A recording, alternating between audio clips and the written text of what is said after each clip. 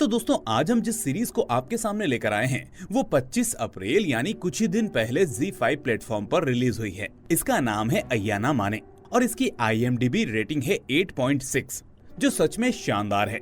और इस रेटिंग की वजह है खतरनाक मिस्ट्री से भरी इसकी शानदार कहानी। मैं दावा कर सकता हूँ कि इस स्टोरी में कुछ ऐसा रहस्य है जिसकी आप खुद कल्पना भी नहीं कर सकते और ये स्टोरी शुरू से लेकर अपने क्लाइमेक्स यानी अंत तक आपको हिलने का मौका नहीं देगी। तो चलिए बिना देरी किए शुरू करते हैं आज की ये जबरदस्त सीरीज। लेकिन उससे पहले आपसे रिक्वेस्ट है कि हमारे इस चैनल को अगर अभी तक आपने सब्सक्राइब नहीं किया है तो फौरन कर लीजिए, क्योंकि ऐसी स्टोरीज को लाने में बहुत मेहनत लगती है दोस्तों। तो सीरीज की शुरुआत एक शादी के घर से होती है जहां जाजी नाम की लड़की की दुष्यंत नाम के लड़के के साथ शादी हुई है। आज वो घर में वापस जा रहे होते हैं। यहाँ दुष्यंत के साथ उसके दो भाई शिवा, महेश, छोटी बहन पूर्णी और उनका ड्राइवर जोहराई आए हुए थे। शादी का प्रोग्राम खत्म होने के बाद सभी विदा हो रहे होते हैं, लेकिन विदा होते समय दुष्यंत जाजी के माता पिता से कहता है कि सब कुछ जानने के बाद भी आपने शादी के लिए हाँ कहा, इसके लिए मैं बहुत खुश हूँ। लेकिन जाजी नहीं जानती कि वो किस बारे में बात कर रहा है। वहीं जाजी की माँ जाजी को आगे भेजकर दुष्यंत से कहती है कि जब तक वो खुद नहीं जान लेती तब तक उसे कुछ भी बताने की जरूरत नहीं है। इसका मतलब वो जाजी से कुछ छुपा रहे हैं। इसके बाद ये लोग विदा हो जाते हैं। दुष्यंत का घर यहाँ से 130 किलोमीटर दूर होता है। जाने में 2.5 घंटे लगने वाले थे, जिसमें से 1.5 घंटा पहले ही बीत चुका था। लेकिन दुष्यंत जाजी से कोई बातचीत नहीं कर रहा था। वो एकदम शांत बैठा हुआ था। ये देखकर जाजी को अजीब लगता है और फाइनली वो इसके बारे में दुष्यंत से पूछ ही लेती है। तभी ड्राइवर जोहराई बोलता है, ऐसा कुछ नहीं है, छोटे साहब आमतौर पर कम ही बोलते हैं। बातों से हमें पता चलता है कि जोहराई दुष्यंत के घर में 15 सालों से काम कर रहा है। यहाँ जाजी पूछती है कि सभी उस घर को आयना का घर क्यों कहते हैं। जोहराई बताता है कि दुष्यंत का जो घर पहले था वो असल में पहले एक खेत था जहाँ खेती हुआ करती थी। तभी खेती करते समय वहाँ कोंडायर की मूर्ति पाई गई। उसके बाद से उसकी किस्मत बदल गई, इसीलिए उन्होंने उस जमीन पर अपना घर बनाया और घर के अंदर ही कोंडायर का मंदिर स्थापित कर दिया। अब उनके पास बहुत सारी संपत्ति है। इसी बीच थोड़ा आगे जाते ही पुलिस उनकी गाड़ी रोक देती है, लेकिन फिर पता चलता है कि ये जो एसआई है उसका नाम गौतम है, जिसका घर जाजी के घर के पास है। यानी वो जाजी का पड़ोसी है जो शादी में नहीं आ पाया था। इसलिए यहाँ रास्ते में गाड़ी रोककर वो जाजी को गिफ्ट दे रहा होता है। वहीं दुष्यंत के घर में उसके माता पिता सभी तैयारियां कर रहे होते हैं। यहाँ हम दुष्यंत की माँ नागमा को देखते हैं, जो काम में लगे लोगों को जल्द से सभी काम खत्म करने को बोलती है। तभी कुछ देर बाद दुष्यंत भी आ जाता है। फिर सभी नई बहू का स्वागत करते हैं। लेकिन जाजी के घर में कदम रखते ही दुष्यंत के पिता को हार्ट अटैक आ जाता है, जिससे उनकी वहीं मृत्यु हो जाती है। अब अगले दिन दुष्यंत के पिता का अंतिम संस्कार किया जाता है। यह पंडित आता है और कहता है, उनकी उम्र ही कितनी थी, मैंने पहले ही कहा था कि इस लड़की से शादी ना कराएं। लड़की के घर में कदम रखते ही घर के मालिक की मौत हो गई। हालांकि दुष्यंत कहता है कि मेरे पिताजी को हार्ट अटैक आया था, इसमें जाजी का कोई दोष नहीं है, बिना वजह उसे दोष ना दें। जाजी उस समय दरवाजे के बाहर खड़ी ये सब सुन रही होती है। यहाँ दुष्यंत द्वारा उसकी रक्षा करने पर जाजी के आंसुओं के बीच हंसी भी आ जाती है और उसे समझ में आ जाता है कि दुष्यंत वाकई एक अच्छा लड़का है। वहीं रात को जाजी फोन पर अपनी माँ से कहती है कि सब कुछ अचानक हो गया और यहाँ हर शाम घर में मंदिर में पूजा होती है। अगर घर में कुछ हो जाए तो मंदिर का दरवाजा नहीं खोला जा सकता, इसलिए यहाँ सब कुछ जल्दी जल्दी खत्म कर दिया गया है, यानी ससुर का अंतिम संस्कार और बाकी सब कुछ। जाजी ये भी कहती है कि यहाँ कोई कुछ बोलता ही नहीं है। लेकिन तभी उसकी सास नागमा आ जाती है और कहती है कि माँ से क्या बातें कर रही थी। असल में जहाँ खुशियाँ मनानी चाहिए वहाँ अब शोक मनाना पड़ रहा है। इसके बाद सभी घर के आंगन में बैठकर खाना खाने लगते हैं। तभी दुष्यंत के भाई महेश के हाथ से खाना गिर जाता है। यहाँ महेश कुछ अजीब सा व्यवहार करने लगता है। महेश इधर उधर देखकर किसी से बातें करने लगता है। देखकर ऐसा लगता है जैसे कोई अदृश्य शक्ति उससे लड़ रही है। तभी दुष्यंत जल्दी से जाजी को वहाँ से चले जाने के लिए कहता है, लेकिन ये सब देखकर जाजी की हवा खराब हो जाती है। वहीं महेश का ऐसा व्यवहार देखकर उसकी बहन पूर्णी उस पर हंसने लगती है, जिसके चलते उन दोनों के बीच में झगड़ा हो जाता है। ये देखकर जाजी जल्दी से रसोई में चली जाती है, लेकिन दुष्यंत घर के मंदिर से एक मशाल लेकर महेश के सामने रखता है और महेश फिर से सामान्य हो जाता है। ये सब देखकर जाजी डर जाती है और रोते हुए अपनी माँ को फोन करके कहती है कि यहाँ भाई बहन लड़ाई कर रहे हैं, कैसी कैसी घटनाएं हो रही हैं। मुझे बहुत डर लग रहा है माँ, मैं यहाँ नहीं रह पाऊंगी। अगर मैं यहाँ रही तो मर जाऊंगी। तुम मुझे यहाँ से ले जाओ। तभी नागमा आकर जाजी की माँ से कहती है, आप चिंता ना करें, आपकी बेटी के साथ मैं हूँ। इसके बाद रात में नागमा जाजी को दुष्यंत के कमरे में ले जाती है और दुष्यंत से कहती है कि तुम्हारे पिता का श्राद्ध होने तक तुम दोनों का एक साथ रहना ठीक नहीं होगा। ये सुनकर दुष्यंत सोचता है कि उस समय तक जाजी पूर्णी के साथ ही रहे तो अच्छा होगा, और जाजी के जाते समय वो जाजी को एक किताब देता है और कहता है कि नई जगह पर सोने में तकलीफ होगी। इसके बाद जाजी पूर्णी के कमरे में सोने चली जाती है, लेकिन पूर्णी थोड़ी अलग स्वभाव की लड़की होती है। जाजी का यहाँ कमरे में सोना उसे अच्छा नहीं लगता, लेकिन नागमा की वजह से वो जाजी को मना नहीं कर पाती। लेकिन कुछ देर बाद जब बात एक बिस्तर पर सोने की आती है तो वो साफ साफ जाजी से इसके लिए मना कर देती है। इस पर जाजी कहती है कि कोई बात नहीं, मैं बाहर सो जाऊंगी। इसके बाद पूर्णी उसे एक कंबल और तकिया देकर दरवाजा बंद कर देती है। फिर जाजी बरामदे में सोने आती है। वहीं पास में घर का नौकर तैयबा भी सो रहा होता है। तैयबा को देखकर जाजी उससे पूछती है कि घर के मुखिया की मृत्यु हो गई, फिर भी बाहर से कोई नहीं आया। तैयबा कहता है कि ये घर ऐसा ही है, खुशी हो या दुख यहाँ सिर्फ घर के ही लोग रहते हैं, यहाँ बाहर से कोई नहीं आता। जाजी कहती है कि वो सब तो ठीक है, लेकिन महेश भैया की पत्नी तो आ सकती थी ना, वो क्यों नहीं आई? तभी तैयबा बोलता है, पत्नी जिंदा होती तो आती ना। ये सुनकर जाजी के होश उड़ जाते हैं, क्योंकि जब जब जाजी ने महेश से उसकी पत्नी के बारे में पूछा था तो महेश ने कहा था कि वो मायके गई हुई है। तैयबा कहता है कि तुम नहीं हो, तुम्हारी शादी का दिन था, तुम्हें दुख होगा इसलिए शायद तुमसे झूठ बोला होगा। महेश की पत्नी तो मर चुकी है, उसका नाम पुष्पावती था। तैयबा आगे बताता है कि एक रात जब सभी सो रहे थे तभी पुष्पा घर के पीछे वाले कुएं में कूदकर मर गई थी। अगले दिन सुबह देर रात तक जागने की वजह से जाजी की नींद अभी भी खुली नहीं थी, लेकिन तभी नींद खुलते ही जाजी एकदम से डर जाती है। इसी बीच दुष्यंत जाजी के लिए कॉफी लेकर आता है। दुष्यंत समझ गया था कि जाजी रात में सो नहीं पाई है, इसलिए उसने जाजी को जगाया नहीं था। वहीं कल महेश वाली उस घटना को देखकर जाजी बहुत डर गई थी, लेकिन नागमा और दुष्यंत की देखभाल करने से वो अब पहले से बेहतर महसूस करने लगी है। फिर जाजी नागमा के लिए पानी लेकर जाती है, क्योंकि नागमा चाय या कॉफी नहीं पीती। वहीं दुष्यंत और शिवा घर से थोड़ी दूर पर अपने पिता के लिए पूजा कर रहे होते हैं, लेकिन महेश वहां नहीं आता। दूसरी ओर जाजी घर से आते समय पहनने लायक कोई कपड़े नहीं लाई थी, इसलिए नागमा को पता चलते ही नागमा अपनी अलमारी से महेश की पत्नी पुष्पा की सारी साड़ियां निकालकर उसे दे देती है। कुछ देर बाद महेश का डॉक्टर उनके घर आता है, लेकिन महेश अभी भी सो रहा होता है। अब कल रात की घटना के कारण पूर्णी उसे बुलाने भी नहीं जाती, इसलिए नागमा के कहने पर जाजी महेश को बुलाने जाती है। यहाँ हम जाजी को पुष्पा की एक साड़ी पहनते हुए देखते हैं। वहीं जाजी महेश के कमरे में जाकर देखती है कि कमरे में इधर उधर दवाइयां बिखरी पड़ी हैं, पूरा कमरा अस्त व्यस्त है। तभी महेश जाजी को पुष्पा की साड़ी में देखकर उसे ही पुष्पा समझ लेता है और उसके पीछे पड़ जाता है। जाजी की चीख सुनकर नागमा वहां आती है और उसे समझाने की कोशिश करती है कि वो पुष्पा नहीं है, जाजी है।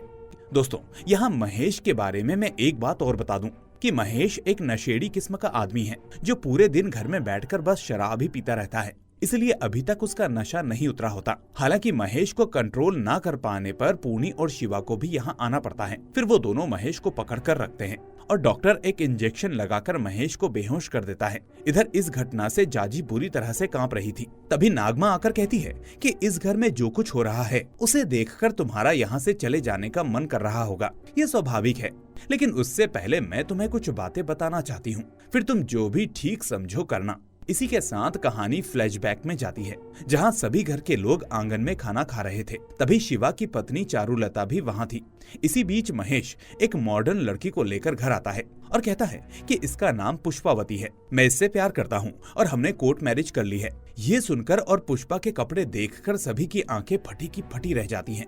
महेश की तरह पुष्पा को भी शराब पीने की आदत थी। एक दिन पुष्पा घर में बैठकर शराब पी रही थी। तभी नागमा आकर कहती है कि मेरे घर में ये सब नहीं चलेगा, घर में देवता की मूर्ति है, तुम जो करना चाहो बाहर जाकर करो। तभी महेश आकर कहता है कि अगर ऐसा है तो ठीक है, एक काम करो, मेरा हिस्सा अलग कर दो, हम जा रहे हैं। नागमा कहती है कि तेरी बीवी के इन्हीं कर्मों की वजह से घर में अमंगल हो रहा है। यहाँ नागमा शिवा की पत्नी चारुलता की ओर इशारा करके कहती है कि ये बार बार कोशिश करके भी मां नहीं बन पा रही। महेश बोलता है कि इसमें मेरी बीवी का क्या दोष है, तुम अपने बेटे को किसी अच्छे डॉक्टर के पास ले जाओ। ये सुनकर शिवा भी गुस्सा हो जाता है। यहाँ नागमा उसे समझाती है कि घर में भगवान है, हमें नियमों के अनुसार चलना होगा। इधर शिवा पुष्पा से कहता है, तेरे इन बुरे कर्मों की वजह से ही तुझे नींद में चलने की बीमारी हुई है।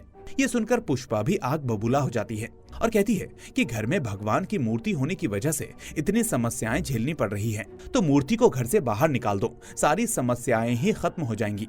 इतना कहकर पुष्पा मूर्ति को कुएं में फेंक देती है और पुष्पा की भी वहीं कुएं में मृत्यु हो जाती है। इसीलिए सभी सोचते हैं कि ये पुष्पा के कर्मों का फल है।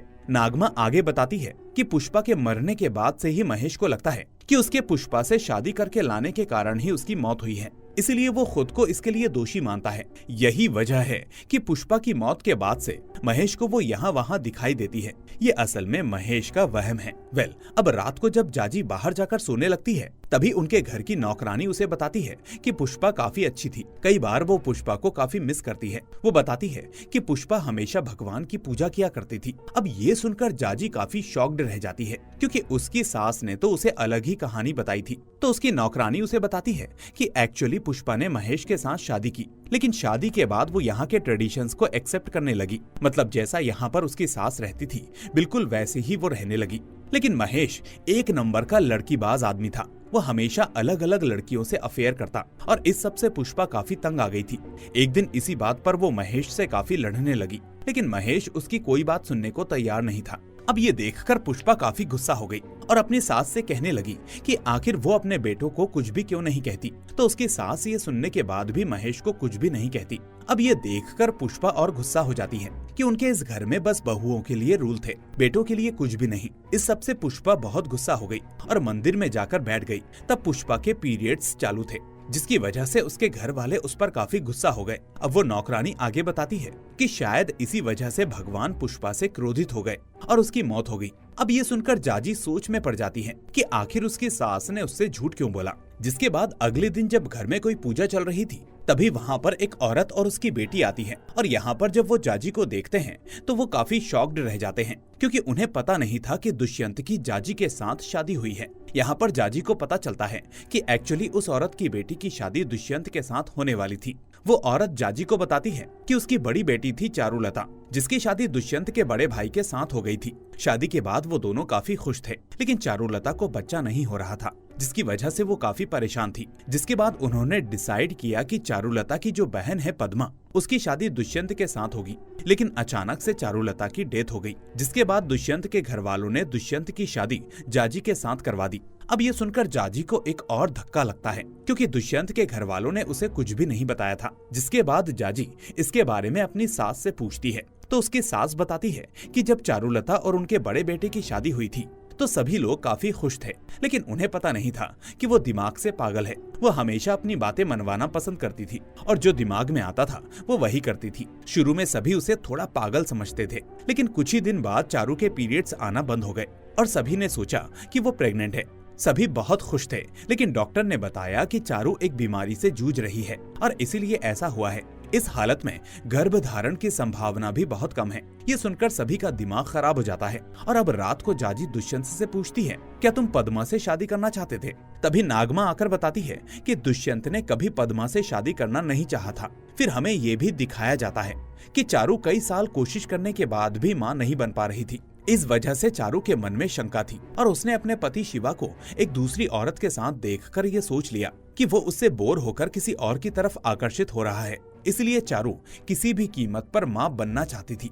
एक दिन देर रात नागमा ने देखा कि चारू अपना पूरा शरीर ढककर पूजा कमरे में जाकर मन्नत मांग रही है। चारू सोच रही थी कि इस बार उसकी इच्छा पूरी होगी और वो मां बन जाएगी। लेकिन कुछ ही दिन बाद डॉक्टर ने बताया कि कोई भी इलाज काम नहीं करेगा, क्योंकि चारू कभी मां नहीं बन पाएगी। ये सुनकर चारू ने खुद अपना हाथ काट लिया। इस पर चारू की मां को बुलाया गया। चारू समझ गई कि वो मां नहीं बन सकती और वो शिवा को भी खोना नहीं चाहती थी। इसलिए चारू ने अपनी सास से कहा कि शायद मैं इस परिवार को वारिस नहीं दे पाऊंगी, लेकिन मेरी बहन पद्मा दे सकती है। चारू चाहती थी कि दुष्यंत और पद्मा की शादी हो जाए।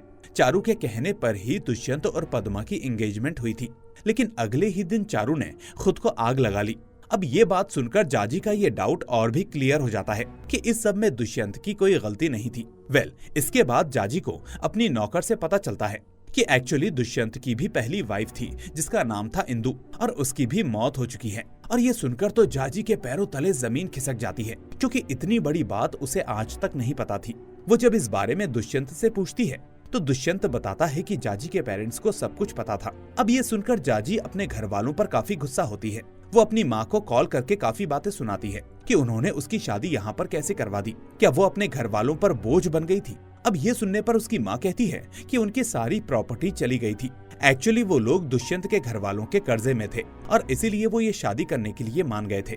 जाजी अब समझ जाती है कि उसके माता पिता ने जमीन के लालच में उससे सब कुछ छुपाया था। जाजी की माँ भी कहती है कि तुम्हारे पिता एक्सीडेंट के बाद अपाहिज हो गए थे, हमें जीने के लिए किसी सहारे की जरूरत थी, इसीलिए हमने ये किया।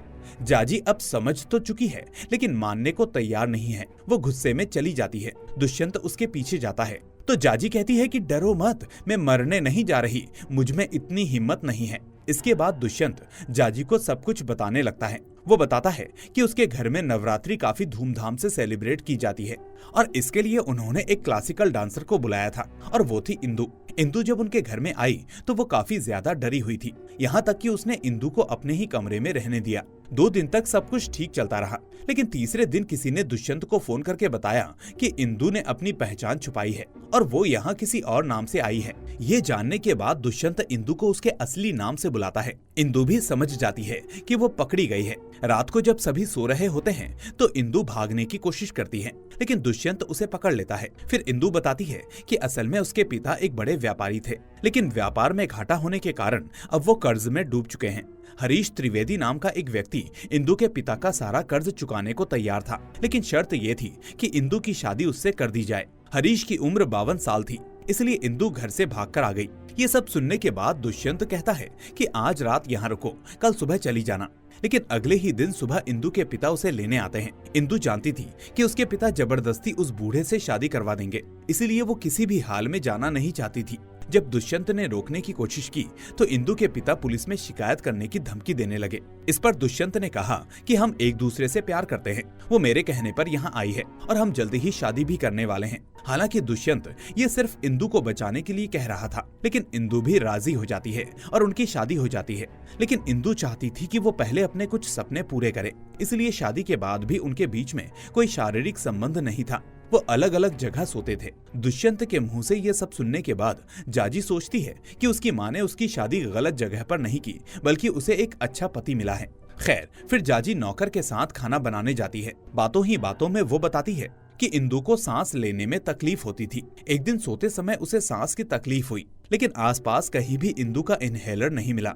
गाड़ी में एक इनहेलर मिला भी, लेकिन तब तक इंदु मर चुकी थी। आगे वो कहती है कि ये जरूर किसी का श्राप है, क्योंकि एक एक करके इस घर की सभी बहुएं मरती आ रही हैं। ये सुनकर जाजी भी अब डर जाती है। वो दुष्यंत से कहती है कि इस घर में सभी बहुएं मर जाती हैं, लगता है मैं भी मर जाऊंगी। लेकिन दुष्यंत कहता है उन सबकी कोई ना कोई गलती थी। तो जाजी कहती है लेकिन इंदु का तो कोई दोष नहीं था। तो दुष्यंत कहता है ठीक है, मैं कल ही कुछ करता हूँ। अगले दिन सुबह दुष्यंत पंडित जी को बुलाता है और बताता है कि जाजी डर रही है कि वो भी मर जाएगी। पंडित जी पूजा घर में जाकर कहते हैं कि इस घर में और मौतें होंगी, यानी अब जाजी भी मर सकती है। इसलिए पंडित जी दुष्यंत को जाजी को लेकर काशी जाने को कहते हैं। जब पंडित जी जाने लगते हैं तो जाजी उनसे पूछती है कि मैंने तो कुछ गलत नहीं किया, भगवान मुझे क्यों मारेगा। पंडित जी कहते हैं ये सब भूतों का काम है। तुम्हारे घर के पास एक कुआं है और उससे 200 मीटर दूर पहले एक घर था। उस घर के 6 लोगों ने एक साथ आत्महत्या कर ली थी। तुम्हारे ससुर ने जब पहली बार यहाँ घर बनाया तो मैंने उन्हें मना किया था, लेकिन उन्होंने मेरी बात नहीं सुनी और उन 6 लोगों की समाधि हटाकर यहाँ घर बना दिया।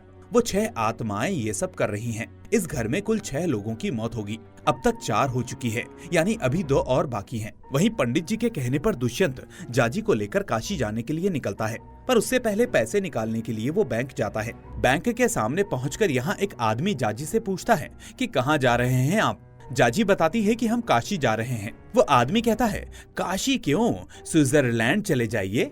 आपके पति की पहली पत्नी के मरने पर उसके नाम के इंश्योरेंस के 55 लाख रुपए मिले हैं। तभी पास से कोई बोलता है मरी नहीं, मारी गई थी। ये सुनकर जाजी के मन में भी अब शक पैदा हो जाता है कि दुष्यंत ने इंदु के इंश्योरेंस के पैसे पाने के लिए उसके सारे इनहेलर्स फेंक दिए होंगे, जिससे कि इंदु सांस की तकलीफ से मर गई। वहीं घर लौटते समय दुष्यंत कहता है मेरे अकाउंट में कुछ पैसे आए हैं, सोच रहा हूँ तुम्हारे नाम से एक इंश्योरेंस पॉलिसी ले लूं। जब जाजी घर पहुँचती है तो देखती है कि उसकी माँ आई हुई है। यहाँ दुष्यंत जाजी की माँ के सामने ही उसे 60 लाख रुपए की इंश्योरेंस पॉलिसी के फॉर्म पर साइन करने को कहता है। जाजी थोड़ा डर जाती है। जाजी की माँ कहती है कि तेरी तो किस्मत है, जमाई जी तुझे इतना बड़ा तोहफा दे रहे हैं। लेकिन जाजी अपनी माँ से कहती है, जल्द से जल्द कोई बहाना बनाकर यहाँ से मुझे ले जाओ, क्योंकि मुझे लगता है कि इंश्योरेंस के पैसों के लिए ही दुष्यंत ने अपनी पहली पत्नी को मार डाला। जाजी की ये बात उसकी ननंद पूर्णी सुन लेती है। इस पर नागमा जाजी को समझाती है कि हमारे परिवार के बारे में हर कोई कुछ न कुछ कहता है, ये सब बस लोगों की बातें हैं। इस घर में कोई आत्मा या भूत प्रेत नहीं है। दुष्यंत शादी करना ही नहीं चाहता था, लेकिन उसके दोनों भाई भी शादी नहीं करेंगे तो मैं अकेली रह जाऊंगी, इसलिए उसने मेरी चिंता करके शादी की। अब सास की ये बात सुनकर जाजी विश्वास कर लेती है। इसके अगले ही दिन घर में पूजा की जाती है, तो यहाँ जाजी पूजा का प्रसाद लेकर महेश के कमरे में जाती है, तो यहाँ कमरे में महेश चारपाई पर मरा हुआ पड़ा होता है।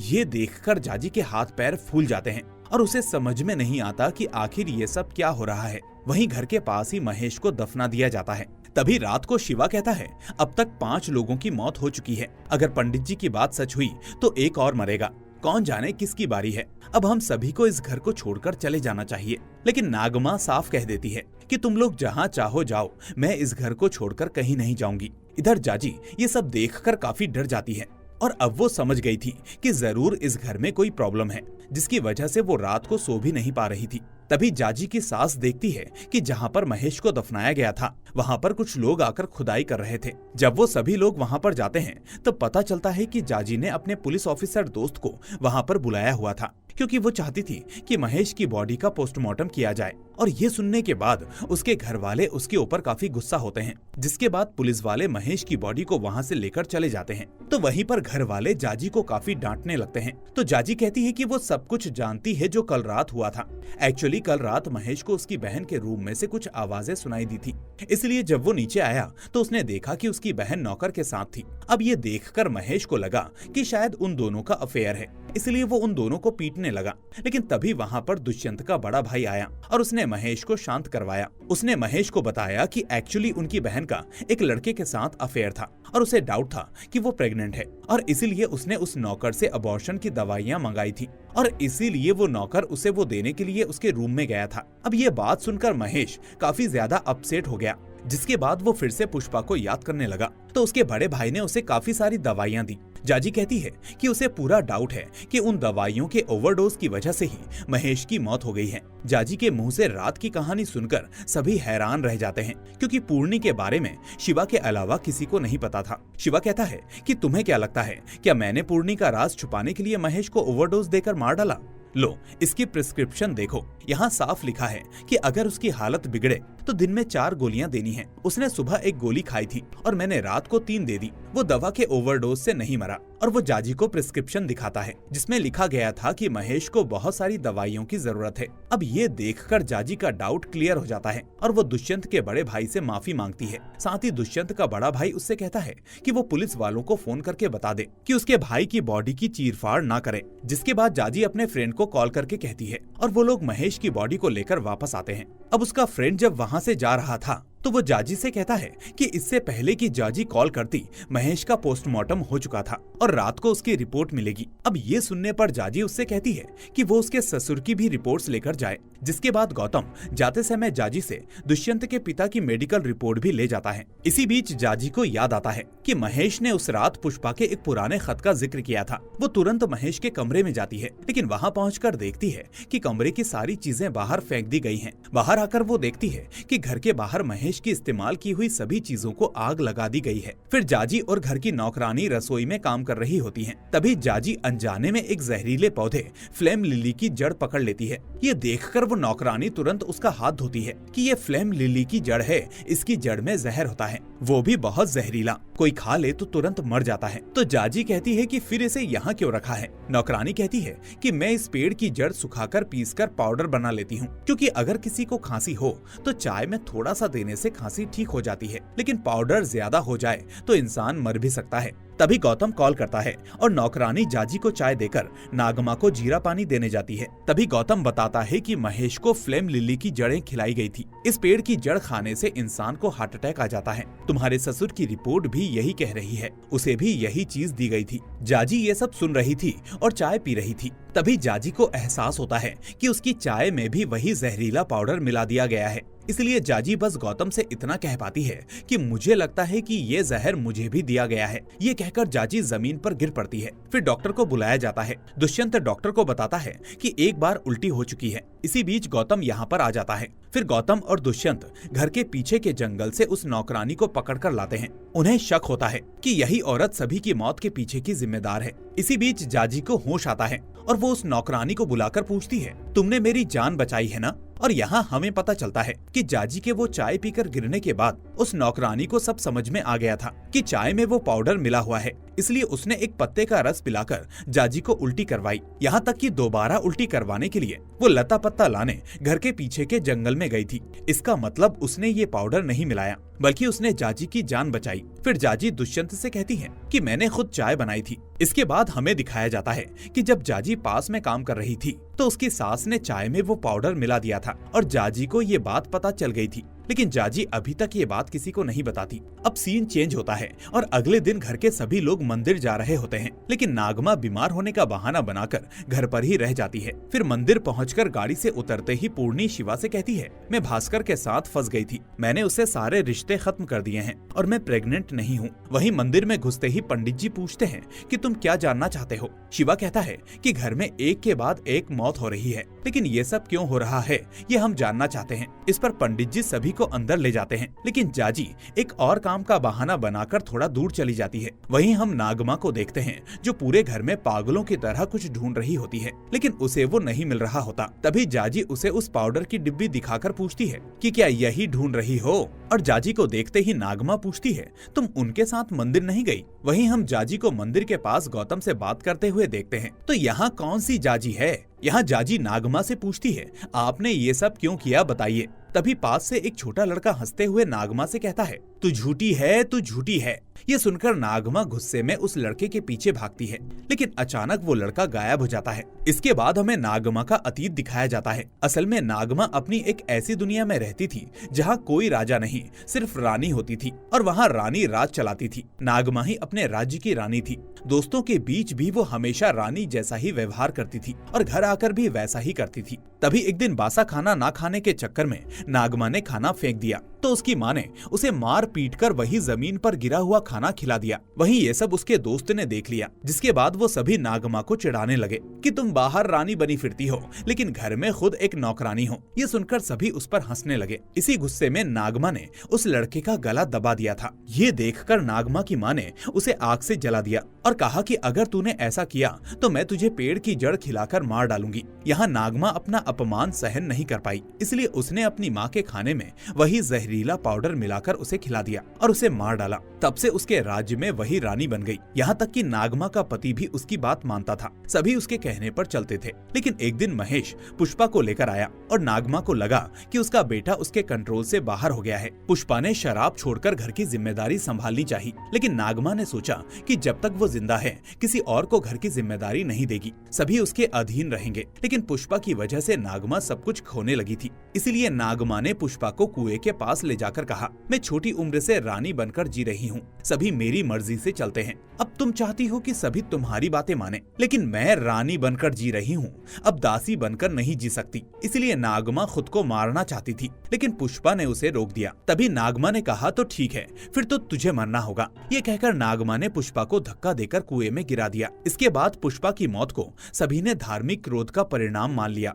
लेकिन उस रात नागमा ने ही पुष्पा को धक्का दिया था और चारुलता ने ये सब देख लिया था। इसलिए अगले दिन चारू ने नागमा के गाल पर जोरदार थप्पड़ मारा। साथ ही ये भी पता चला कि चारू को घर की जिम्मेदारी न देने के लिए नागमा ने अपने एक डॉक्टर दोस्त की मदद से चारू को ऐसी दवाइयां दिलवाई जिससे उसे कभी बच्चा ना हो सके। चारू ने एक दूसरे डॉक्टर से सच्चाई जान ली थी और वो नागमा को पुलिस के हवाले करना चाहती थी। इसी वजह से जब चारू सो रही थी तो नागमा ने उस पर केरोसिन डालकर उसे आग लगा दी और सभी को यकीन दिलाया कि ये मौतें उनके देवता के क्रोध की वजह से हो रही हैं। इसके बाद जिसने भी सच्चाई जानी, नागमा ने उसे मार डाला। ये सब सुनकर जाजी ने कहा, तूने खुद सबको मारकर भगवान के गुस्से का ठीकरा फोड़ दिया। नागमा ने जवाब दिया कि खुद भगवान चुप हैं, तो तू पूछने वाली कौन होती है? ये कहकर वो पलटी। तभी उसने जाजी को एक अजीब रूप में देखा। ये देखकर डर के मारे नागमा का पैर फिसल गया, जिससे उसके सर पर चोट लग गई और ये चोट इतनी तेज थी कि वहीं उसकी मौत हो गई। इसके बाद जब दुष्यंत घर लौटकर देखता है तो आंगन में उसे नागमा का शव पड़ा हुआ मिलता है। अब सीन बदल जाता है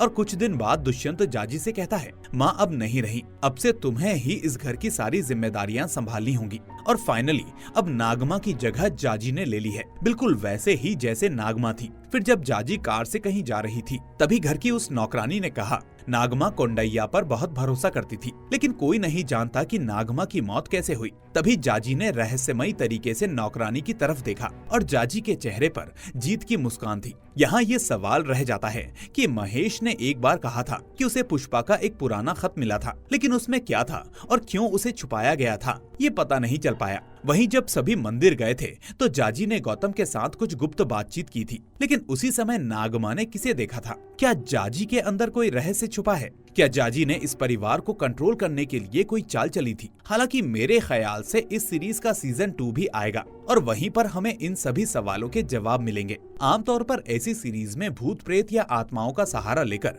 कहानी को खत्म कर दिया जाता है, लेकिन इस सीरीज ने शुरुआत भले ही ऐसे की हो, लेकिन अंत बिल्कुल टेंशन और एक्साइटमेंट से भरा हुआ था, जैसा कि किसी सस्पेंस थ्रिलर मूवी या सीरीज में होता है। इसलिए दोस्तों मुझे तो ये सीरीज बहुत पसंद आई और नागमा जैसे कई लोग हमारे समाज में हैं जो खुद को अपने राज्य का राजा या रानी समझते हैं और अपना राज बनाए रखने के लिए वो कुछ भी कर सकते हैं। वेल, आपको ये सीरीज कैसी लगी हमें कमेंट करके जरूर बताएं। अगर वीडियो अच्छा लगा हो तो लाइक करें और चैनल को सब्सक्राइब करना ना भूलें। हम फिर मिलेंगे एक और ऐसी ही शानदार कहानी के साथ। Till then take care and thanks for watching.